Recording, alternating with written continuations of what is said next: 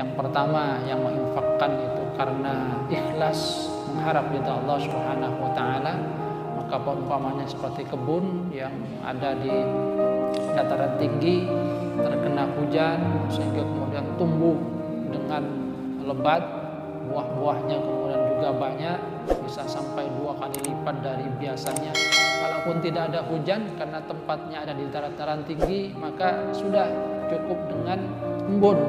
Itu pun kemudian sudah membuat kebun ini tumbuh dengan baik.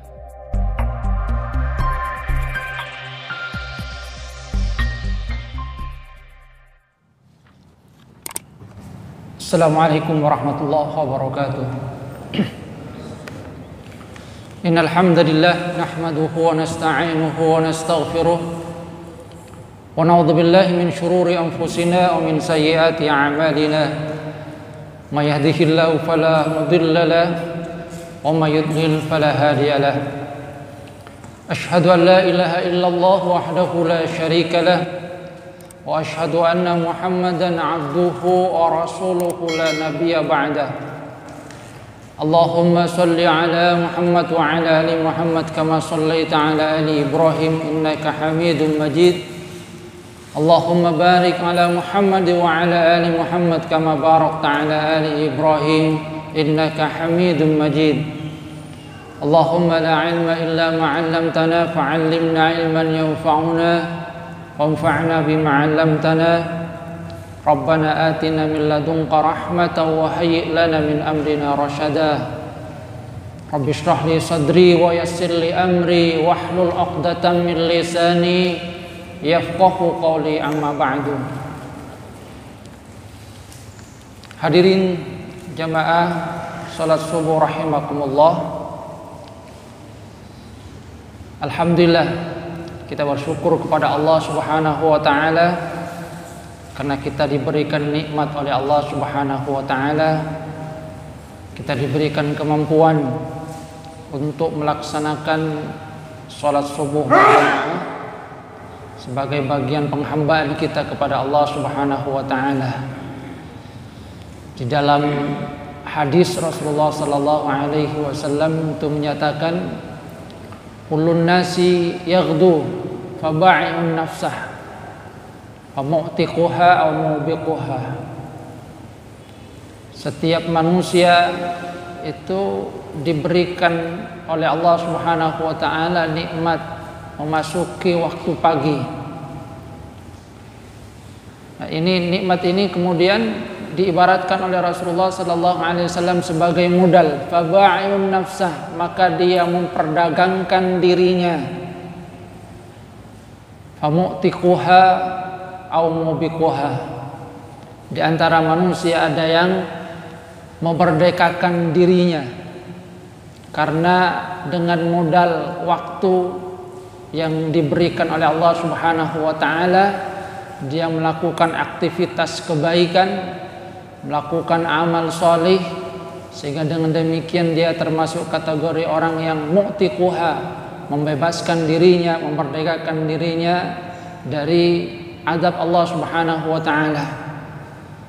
Tapi ada juga yang kedua, yaitu mubiquha, yang menjerumuskan dirinya ke jurang kecelakaan karena tidak mempergunakan kesempatan yang diberikan oleh Allah Subhanahu wa taala ini dengan sebaik-baiknya.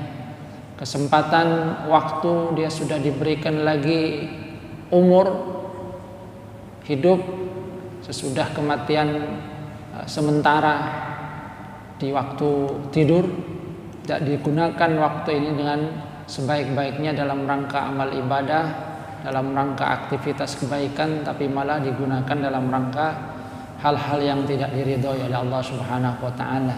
Ini yang dikategorikan oleh Rasulullah sallallahu alaihi wasallam sebagai mubiquha, dia mencelakakan dirinya.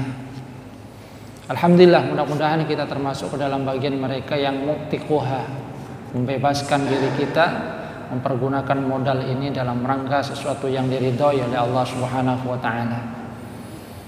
Hadirin jamaah rahimakumullah, berikutnya kita akan kaji ayat-ayat yang di dalamnya Allah Subhanahu wa taala membicarakan tentang al-infaq fi sabilillah. Firman Allah Subhanahu wa taala, a'udzubillahi minasyaitonir rajim. Matsalul ladzina yunfiquna amwalakum fi sabilillahi kamatsali habbah ambatat sab'a sanabila fi kulli sumbulatin mi'atu habbah wallahu yudha'ifu liman yasha wallahu wasi'un 'alim. Alladzina yunfiquna amwalahum fi sabilillahi thumma la yutbi'una ma anfaqu mannan wala adha lahum ajruhum 'inda rabbihim wala khaufun 'alaihim wala hum yahzanun. Qaulun ma'ruf wa maghfiratun khairum min shadaqatin yatba'uha adha wallahu ghaniyyun halim. Perumpamaan orang-orang yang menginfakkan hartanya di jalan Allah seperti halnya habbah, satu biji yang menumbuhkan 7 tangkai. Setiap tangkai itu ada 100 biji, dan Allah melipat gandakan bagi siapa yang dikehendakinya. Allah itu maha luas dan maha mengetahui. Orang-orang yang menginfakkan hartanya di jalan Allah kemudian tidak mengikutinya, tidak mengikuti apa yang mereka infakkan, mannan wala adan, menyebut-nyebut dan juga kata-kata yang menyakitkan, maka bagi mereka ajruhum, pahala di sisi Tuhan mereka, wala khaufun alaihim wala hum yahzanun. Tidak ada rasa khawatir dan juga tidak ada kesedihan pada diri mereka. Qaulun ma'ruf, perkataan yang baik, dan maghfirah, memberikan ampunan, itu lebih baik daripada sedekah yang diikuti oleh kata-kata yang menyakitkan. Allahu ghaniyyun halim. Allah itu maha kaya lagi maha lemah lembut. Hadirin jamaah rahimakumullah, di ayat ini Allah Subhanahu wa taala memberikan satu kabar gembira kepada umat Islam, kepada kita, tentang perumpamaan orang-orang yang menginfakkan hartanya di jalan Allah Subhanahu wa taala, yaitu seperti halnya biji. Kalau kata Syekh Wahbah Zuhaili, di sini ada mahdhuf, takdirnya itu bisa pertama, matsalul ladzina yunfiquna amwalahum fi sabilillahi kamatsali habbah, perumpamaan orang-orang yang menginfakkan di jalan Allah itu seperti halnya orang yang menanam satu biji. Jadi kamatsal zari', seperti orang yang menanam satu biji,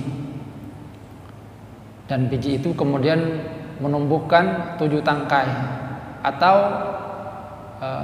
takdirnya, perkiraan dari makna ayat ini, perumpamaan orang-orang yang menginfakkan hartanya di jalan Allah, maka infak mereka, sedekah mereka itu seperti halnya biji. Artinya yang menjadikan takdir di situ, yang di mahdhuf perkiraan tentang maknanya, pertama bahwa mereka digambarkan seperti halnya orang yang menanam, di mana kemudian menanam satu biji menumbuhkan 7 tangkai, setiap tangkai ada 100 biji. Atau seperti halnya orang yang menginfakkan harta. Nah, harta yang diinfakkan itu kemudian diumpamakan dengan biji. Itu 2 takdir kata Syekh Wahbah Zuhaili.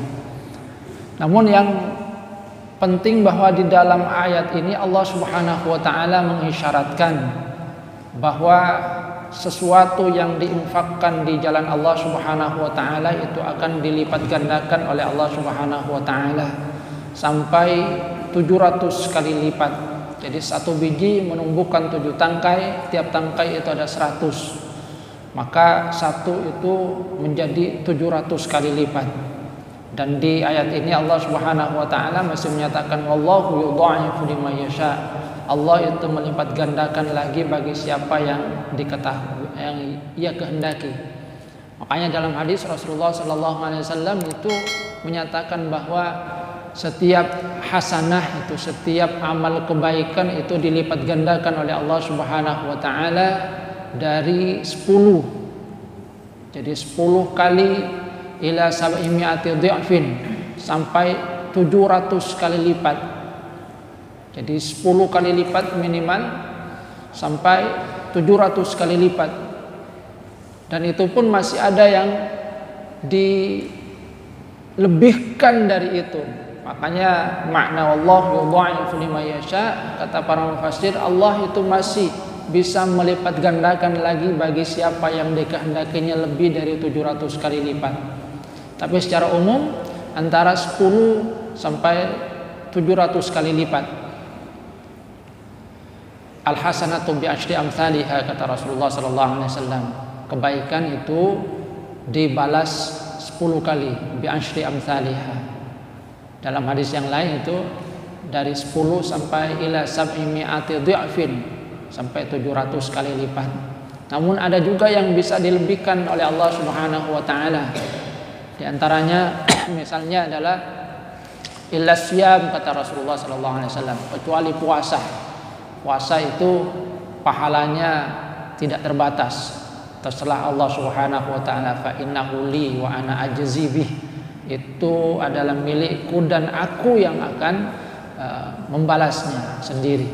Jadi ada amal yang bisa lebih dari 700 kali lipat. Tapi secara umum gambarannya, kata Rasulullah sallallahu alaihi wasallam, antara 10 al-hasanatu bi asyri amsalha sampai ayat seperti di dalam ayat ini itu sab'imi'ati dhi'fin, 700 kali lipat. Yang ini mengisyaratkan tentang kemurahan Allah Subhanahu wa taala kepada manusia. Artinya sesungguhnya manusia itu sudah diberikan oleh Allah Subhanahu wa taala begitu banyak kemurahan. Coba bayangkan, kebaikan yang dilakukan oleh manusia itu dilipas minimal, dibalas minimal 10 kali lipat. Jadi minimal 10 kali lipat. Artinya ketika manusia itu melakukan kebaikan, maka potensi untuk mendapatkan pahala yang besar itu sangat ada, besar sekali di sisi Allah Subhanahu wa taala. 10 bisa sampai 700 kali lipat. Sementara kalau keburukan itu la yujza illa mithlaha, itu tidak akan dibalas kecuali sama dengan perbuatan kebaikan itu. Jadi kebaikan itu antara 10 sampai 700 kali lipat, sementara keburukan, sesuatu yang tidak baik yang kita lakukan itu hanya dibalas seperti halnya keburukan, kesalahan yang kita lakukan ini. Ini menunjukkan betapa maha pemurahnya Allah Subhanahu wa taala kepada manusia. Sehingga artinya kalau manusia itu kemudian tidak mendapatkan sifat dari maha pemurahnya Allah Subhanahu wa taala, ya kalau gurauannya itu sungguh terlalu. Kenapa? Sudah dilipat gandakan 10 kali sampai 700 kali lipat. Kok masih lebih banyak amal buruknya itu? Ini kan keterlaluan. Sebab kalau dikalikan misalnya dalam sehari kita melakukan 10 keburukan, kemudian kita melakukan 10 kebaikan, maka sesungguhnya yang 10 keburukan itu hanya 10 nilainya di sisi Allah Subhanahu wa taala. Sementara kebaikan itu dilipat gandakan minimal 100. Bisa sampai kalau dikalikan 700 kali 10 berarti 7.000. Yang satu 10, yang satunya 100 sampai 7.000.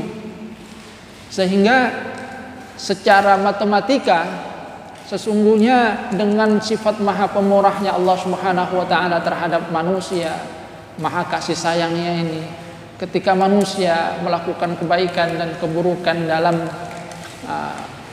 jumlah yang sama, maka nilai kebaikan yang masih ada di sisi Allah Subhanahu wa taala lebih berat. Makanya Rasulullah juga dalam ayat Al-Qur'an itu juga disyaratkan wa atbi sayyi'atal hasanata tamhuha. Iringi perbuatan yang tidak baik as-sayyi'ah itu. Wa atbi sayyi'atal hasanah, dengan perbuatan baik supaya apa? Menghapus. Karena tadi keburukan as-sayyi'ah itu hanya tetap sebagaimana nilainya itu kalau satu, tapi kebaikan kemudian menjadi 10. Sehingga kalau dibarengi perbuatan tidak baik dengan perbuatan baik, maka yang satu kemudian dihabiskan oleh yang 10. 1 banding 10, 1 banding 10, 1 banding 10, terus begitu. Ini maha pemurahnya Allah Subhanahu wa taala. Sehingga sekali lagi kalau dihitung secara matematika, kalau sama perbuatan ini baik dan buruk kita, masih lebih berat amal kebaikan kita di sisi Allah Subhanahu wa taala, karena Allah itu melipat gandakan amal kebaikan kita. Artinya kalau ternyata masih lebih berat amal tidak baiknya kita, berarti amal kebaikan kita itu yang memang sangat sedikit. Hadirin jamaah rahimakumullah. Cuma kemudian Allah Subhanahu wa taala mengisyaratkan tentang syarat supaya infak fi sabilillah ini, di mana di sini dikatakan oleh para mufassir bahwa yang dimaksudkan dengan infak di sini adalah mencakup semua as-sadaqah al-wajibah dan juga as-sadaqah an-nafilah. Sedekah yang wajib seperti zakat dan juga sedekah yang tidak wajib seperti infak, sedekah, zakat. Infak, sedekah itu biasanya yang kemudian disebut di sini dengan ZIS itu di Indonesia. Jadi zakat, infak, sedekah yang kemudian semuanya dilakukan dalam rangka untuk mengharap ridha Allah Subhanahu wa taala. Syaratnya apa? Alladzina yunfiquna amwalahum fi sabilillahi thumma la yutbi'una ma anfaqu mannan wala adan, yaitu mereka yang menginfakkan harta mereka di jalan Allah kemudian tidak mengikuti apa yang mereka infakkan dengan perbuatan al-mannu, dan yang kedua adalah perbuatan al-adah. Al-mannu itu menyebut-nyebut, jadi menyebut-nyebut kembali apa yang dia lakukan, terutama kepada misalnya orang yang kita beri. Saya dulu sudah banyak membantu kamu, kenapa kamu tidak mau membantu saya? Diulang-ulang, itu adalah al-mannu. Kita sebut kembali perbuatan kita, itu bagian dari al-mannu. Maka ini berpotensi untuk merusak amal kita. Atau al-adha, kata-kata yang menyakitkan. Kita memberikan infak kepada seorang tetapi diiringi dengan kata-kata yang menyakitkan atau perbuatan yang menyakitkan. Ya, bisa dalam bentuk raut muka yang kesal. Ada pengemis misalnya, sudah besok udah jangan kesini lagi. Tiap hari hampir kesini. Ini bagian dari al-adha, perbuatan atau kata-kata yang menyakitkan. Nah, kata Allah Subhanahu wa taala, orang yang menginfakkan hartanya dan dia tidak mengikuti apa yang dia infakkan dengan menyebut-nyebut atau juga dengan sesuatu yang menyakitkan, maka bagi mereka pahalanya. Jadi pahala seperti yang dijanjikan oleh Allah Subhanahu wa taala. Bahkan kemudian Allah Subhanahu wa taala menjanjikan hal yang lainnya, wala khaufun 'alaihim wala hum yahzanun. Ada karunia yang lain yang dijanjikan oleh Allah Subhanahu wa taala, yaitu la khaufun 'alaihim wala hum yahzanun. Bahwa mereka insyaallah itu akan dihilangkan tentang khauf, rasa khawatir, wala hum yahzanun, dan juga rasa sedih. Al-khauf itu banyak berkaitan dengan masa depan, rasa khawatir. Besok saya bagaimana ya? Apa? Jadi ada rasa was-was menghadapi kehidupan di esok hari. Ini khauf, rasa khawatir. Sedangkan al-huzn itu biasanya berkaitan dengan masa lalu, bersedih. Kenapa dulu saya tidak seperti itu? Coba dulu saya begini, mungkin saya sekarang sudah mapan.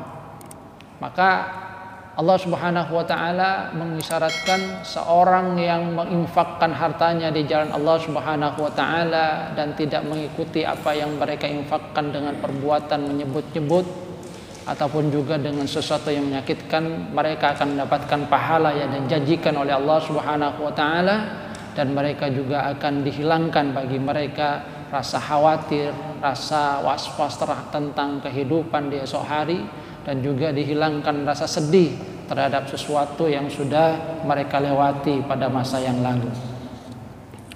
Qaulun ma'ruf wa maghfiratun khairum min shadaqati yatba'uha adha. Di ayat ini kemudian Allah Subhanahu wa taala memberikan petunjuk bahwa dibandingkan dengan kata-kata yang seperti itu, maka lebih baik qaulun ma'rufun. Ada perbuatan baik yang harus malah dilakukan, qaulun ma'ruf, perkataan yang baik dan pemberian maaf itu lebih baik daripada sedekah yang diikuti oleh hal yang menyakitkan tadi. Kenapa? Allahu ghaniyun halim, karena Allah Subhanahu wa taala itu tidaklah butuh. Allah tidak butuh terhadap perbuatan yang dilakukan oleh orang tersebut, menginfakkan hartanya, akan tetapi dia kemudian mengikutinya dengan hal-hal yang menyakitkan. Di ayat-ayat berikutnya kemudian Allah Subhanahu wa taala memberikan gambaran. Ada permisalan yang diberikan oleh Allah Subhanahu wa taala tentang orang yang menginfakkan hartanya di jalan Allah Subhanahu wa taala. Firman Allah Subhanahu wa taala, a'udzubillahi minasyaitonir rajim.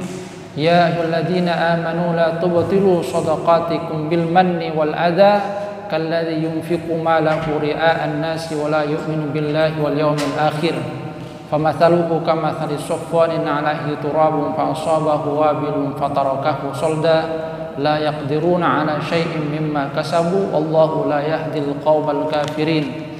وَمَثَلُ الَّذِينَ يُنْفِقُونَ أَمْوَالَهُمْ ابْتِغَاءَ مَرْضَاتِ اللَّهِ وَتَثْبِيتًا مِنْ أَنْفُسِهِمْ كَمَثَلِ جَنَّةٍ بِرَبْوَةٍ أَصَابَهَا وَابِلٌ فَآتَتْ أُكُلَهَا ضِعْفَيْنِ فَإِنْ لَمْ يُصِبْهَا وَابِلٌ فَطَلٌ اللَّهُ بِمَا تَعْمَلُونَ بَصِيرٌ أَيَوَدُّ أَحَدُكُمْ أَنْ تَكُونَ لَهُ جَنَّةٌ مِنْ نَخِيلٍ وَعَنَابٍ تَجْرِي مِنْ تَحْتِهَا الْأَنْهَارُ لَهُ فِيهَا مِنْ كُلِّ الثَّمَرَاتِ وأصابه الكبر وله ذرية ضعفاء فأصابها إعصار فيه نار فاحترقت كذلك يبين الله لكم الآيات لعلكم تتفكرون. Ada 3 perumpamaan yang diberikan oleh Allah Subhanahu wa taala di 3 ayat ini tentang orang yang berinfak. Yang pertama adalah al-munfiq ibtigha'a wajhi rabbih. Yang pertama adalah orang yang menginfakkan hartanya karena Allah Subhanahu wa taala. Yang kedua adalah, yang pertama tadi ibtigha'a wajhihi walam yutbi nafaqatahu manna wala adan, dan tidak mengikuti apa yang dia infakkan itu dengan mannan wala adan. Kemudian yang kedua, yang diikuti dengan mannan adan, yang diikuti dengan menyebut-nyebut tadi dan juga sesuatu menyakitkan. Dan yang ketiga adalah al-murai. Nah, perumpamaannya ini beda. Yang pertama, orang yang menginfakkan hartanya di jalan Allah Subhanahu wa taala karena mengharap ridha Allah Subhanahu wa taala, dan kemudian dia tidak mengikuti apa yang dia infakkan dengan menyebut-nyebut dengan sesuatu menyakitkan. Di dalam ayat ini diumpamakan kamatsali jannatin birabwah asabaha wabilun fa'atat ukulaha dhi'fain, seperti halnya kebun. Jadi di dataran tinggi yang terkena hujan. Ketika terkena hujan, maka hujan itu menumbuhkan banyak sekali sehingga sampai 2 kali lipat. Kalaupun tidak ada hujan, asaba wabil, kena embun. Jadi embun itu sudah kemudian cukup untuk menumbuhkan, sehingga tumbuhannya itu tumbuh dengan baik, menghasilkan dengan baik sampai 2 kali lipat. Ini yang diumpamakan oleh Allah Subhanahu wa taala. Seperti halnya kebun. Kemudian orang yang menginfakkan hartanya di jalan Allah Subhanahu wa taala, anfaqalillah, tapi dia mengikutinya dengan kata-kata menyebutkan tadi sesuatu yang menyakitkan, maka di ayat ini kemudian disebutkan seperti halnya seorang yang punya kebun. Sama, dia punya kebun, kebunnya itu banyak, min nakhili wa anabin, ada anggur, ada kurma, bahkan di situ juga ada sungai yang mengalir. Pokoknya indah juga. Cuma setelah itu asabahu yusarun fiha narun fahtaraqat, terkena angin yang kemudian membawa bisa membakar. Jadi kebunnya kemudian terbakar, sementara dia itu sudah tua, anak-anaknya itu masih kecil. Tidak ada yang bisa menolong dirinya untuk memadamkan api yang ada di kebunnya. Maka kebunnya yang tadinya sesungguhnya sudah indah, ada banyak buah-buahan di dalamnya, ada juga di situ dia gambarkan sungai yang mengalir, tapi karena perbuatannya tadi dengan menyebut-nyebut atau juga sesuatu yang menyakitkan, maka kebunnya yang indah kemudian terbakar, sementara dia tidak kuasa untuk memadamkannya. Di sini digambarkan sebagai wa asabahu kibaru wa lahu dzurriyyatun du'afa. Dia sudah sepuh, sudah tua, sementara anak-anaknya itu masih lemah, masih kecil-kecil, tidak bisa kemudian diandalkan untuk membantu dirinya. Artinya sesuatu yang sesungguhnya tadinya indah,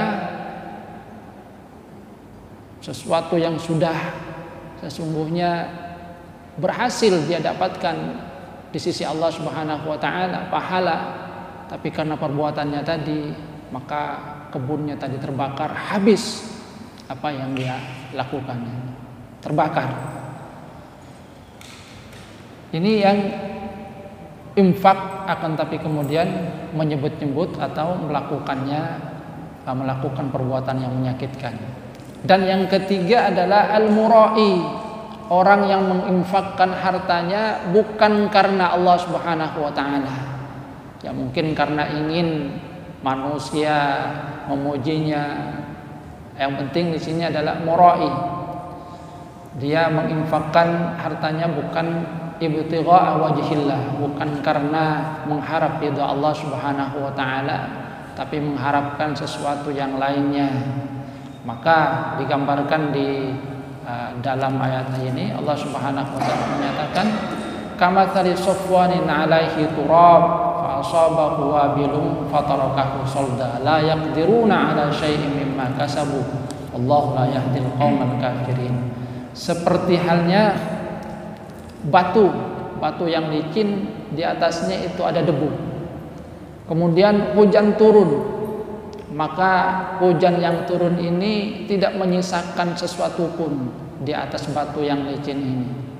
Artinya orang yang menginfakkan sesuatu itu bukan karena Allah Subhanahu wa taala, melakukan sesuatu mura'i, maka dia tidak mendapatkan apa-apa. Bahkan di ayat ini Allah Subhanahu wa taala kemudian mengisyaratkan wallahu la yahdil qaumal kafirin. Ini termasuk bagian perbuatan orang-orang yang kafir, karena dia melakukannya bukan karena Allah Subhanahu wa taala.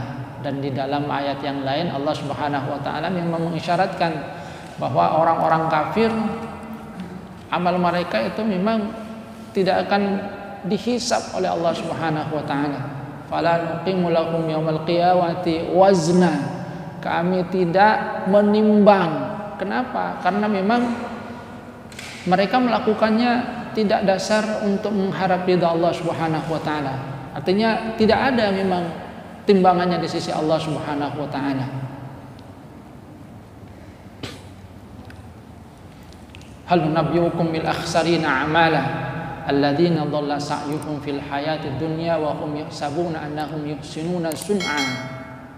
Ulaika alladzina kafaru bi ayati rabbihim wa liqa'ihi fahbitat a'maluhum fala nuqimu lahum yaumal qiyamati wazna. Di surah Al-Kahfi kalau tidak salah ini Allah Subhanahu wa taala memberikan gambaran, maukah kalian aku beritahu tentang orang yang paling merugi, bil akhsarina a'mala, dia menyangka bahwa sudah berbuat baik akan tetapi sesungguhnya tidak. Wa hum yahsabuna annahum yuhsinuna sun'a. Jadi orang yang melakukan itu bukan atas dasar mengharap ridha Allah Subhanahu wa taala. Dia melakukannya hanya dalam rangka mengharap ridha manusia, ataupun memang orang-orang yang tidak beriman kepada Allah Subhanahu wa taala, dia lakukan amal kebaikan itu memang bukan dalam rangka untuk mengharap ridha Allah Subhanahu wa taala, tidak didasari atas keimanan kepada Allah Subhanahu wa taala. Jadi ini 3 perumpamaan yang diberikan oleh Allah Subhanahu wa taala terhadap orang yang menginfakkan hartanya. Yang pertama, yang menginfakkan itu karena ikhlas mengharap ridha Allah Subhanahu wa taala, maka perumpamannya seperti kebun yang ada di dataran tinggi, terkena hujan sehingga kemudian tumbuh dengan lebat, buah-buahnya kemudian juga banyak, bisa sampai 2 kali lipat dari biasanya. Kalaupun tidak ada hujan karena tempatnya ada di dataran tinggi, maka sudah cukup dengan embun. Itu pun kemudian sudah membuat kebun ini tumbuh dengan baik. Yang kedua, yang menginfakkan hartanya di jalan Allah, tapi dia mengikuti apa yang dia infakkan dengan menyebut-nyebut dengan sesuatu yang menyakitkan. Maka perumpamaannya kata Allah Subhanahu wa taala sama. Di sini punya kebun, kebunnya indah, ada anggur, ada kurma, ada sungai yang mengalir, tapi kemudian terkena angin yang mengandung api, terbakarlah kebun yang tadinya indah. Sementara orang tersebut, pemilik kebunnya itu sudah tua, anak-anaknya masih kecil, tidak bisa diandalkan, tidak bisa kemudian untuk memadamkan api yang membakar kebunnya. Habis sesuatu yang tadinya indah.